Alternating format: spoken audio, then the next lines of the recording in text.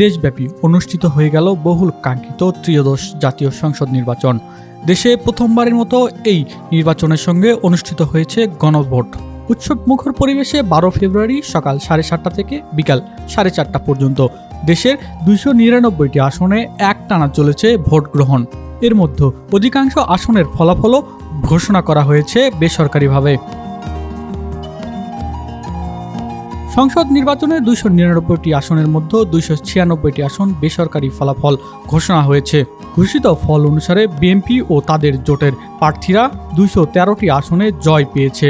এর ফলে বিএনপির নেতৃত্বে সরকার গঠনের পথ সুগম হয়েছে। দলীয় সূত্রে জানা গেছে, নতুন সরকারের নেতৃত্ব দেবে বিএনপি চেয়ারম্যান তারেক রহমান।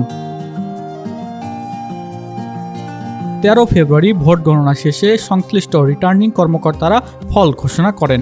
ঘোষিত ফলাফলে বাংলাদেশের জামাতে ইসলামী নেতৃত্ব 11টি জোট পেয়েছে 78টি আসন। অন্যান্য দল ও স্বতন্ত্র প্রার্থী জয়ী হয়েছেন 9টি আসনে।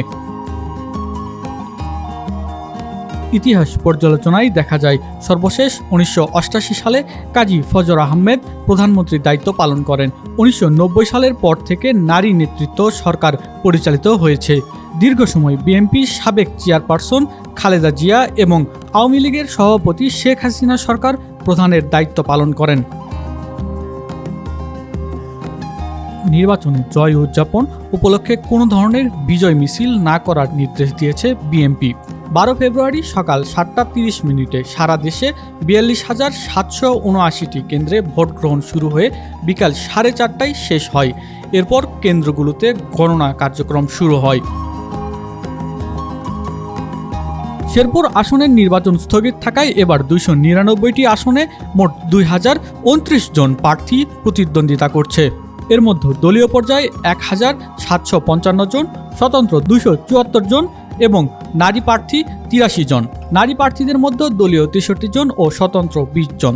এবার মোট ভোটার ছিল 12,77,793 জন। এর মধ্যে পুরুষ ভোটার 6,48,25,361, নারী ভোটার 6,28,85,200 এবং হিজড়া ভোটার 1,232 জন। এছাড়াও 120টি দেশে পোস্টাল ব্যালট পাঠানো হয়েছে।